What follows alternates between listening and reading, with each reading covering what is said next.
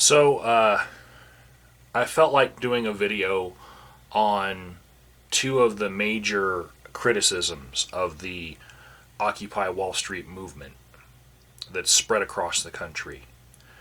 The the one major criticism is that they don't have a coherent message to them, and I would say that this is partially part of a byproduct of the inclusiveness that is being preached by them. That they make decisions by consensus. They don't want to make any decisions that alienates anyone in the group. They want to be 99%. They want to represent the people against the 1% that they perceive to be the oppressive minority that is controlling all the money. So, lately I've been, laid up in bed sick, and I watched a few documentaries that I've heard talked about at the Occupy movement sites in Occupy Colorado Springs and Occupy Denver. And one of the movies I watched was Michael Moore's Capitalism, a Love Story. And as a skeptic, right away when I see Michael Moore directed it, I want to check out every single fact, because there are people who will argue his movies back and forth, and that's just beautiful how they really dig into the facts after he makes a movie. But the part of his movie that I want to talk to you guys about is the part where he covers a factory where the factory shut down and all the workers were not paid for their last month of work, and they were all fired with very little notice. And so what the workers decided to do was do a sit-in protest on the factory until they got their money. And they ended up getting their money. But what I want to point out to you guys is, if you've been following my videos from Occupy Colorado Springs and Occupy Denver, if you've been following the videos from Occupy Wall Street or any of the other Occupy movements, you've heard some chants that keep on being brought up. Like, this is what democracy looks like. Who streets, our streets. All these chants. And there's a theme to these chants. And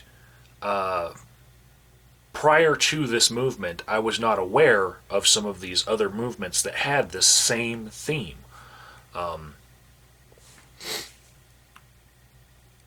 Up until a few weeks ago, I would have looked at the Arab Spring movement, and then the riots in London, and then Occupy Wall Street, and then spreading across America as being one big movement. It looked like a people's revolution fire that was just spreading in a westward momentum fashion. And I see things a little bit differently now because of the themes that keep on coming up. In that there were people who were chanting these themes before the Arab Spring movement. The chants in that factory were the same as what we're hearing in all the Occupy protests. Then I was turned on to there's going to be a screening at Thunder and Buttons 2 in downtown Colorado Springs. The Occupy protesters have set up to where they can do this screening of a movie, and it's free, and they're inviting people to come join them, watch this movie. And the movie is called Into the Fire. It's a independent documentary, and I'll leave a link in the description box so that you guys can find it, so you can watch it on YouTube, because it's on YouTube in its full version. Capitalism, a Love Story. You can't find it on YouTube, but if you have Netflix, like many of us do now, when we cast off our cable and satellite companies and we just go for the internet, if you have Netflix, Capitalism: A Love Story is streaming right now. In the movie Into the Fire, it's about the G20 summit that happened in June of last year in Toronto, and I consider myself to be a pretty wired in kind of guy, but I had no idea that this happened. And some of the things that parallel the Occupy movement in this movie are that, 1,100 people got arrested for protesting. And, for me to not know that 1,100 people got arrested in the same place in North America, where all three countries in North America have, civil liberties where you should be able to peaceably assemble, for me to not know this is staggering to me. Like, why did this information not get out? Well, I was watching cable and satellite television back then. And when I meet people who are just walking up to the Occupy protests here in Colorado Springs, and I'm sitting in the information booth, and someone walks up and they ask me a question about what it's all about, one of the things I ask them is, do you know about the hundreds of people that were arrested on the Brooklyn Bridge just a few weeks ago? And without fail, people will say, no, they didn't hear about that. I will ask them now, did you hear about the 21 people that were arrested 2 weeks ago in Denver? When they were clearing out Lincoln Park. Because that's a little bit closer and a little bit more local. And they don't know. And those are huge amounts of people that are getting arrested and people don't hear about it. And that's a parallel with these movies that I'm seeing that I really wanted to get out there. And another thing that you will hear from the protesters at the G20 summit is the same chants. This is what democracy looks like. Peaceable assembly, peaceful protest. All of these things are the same.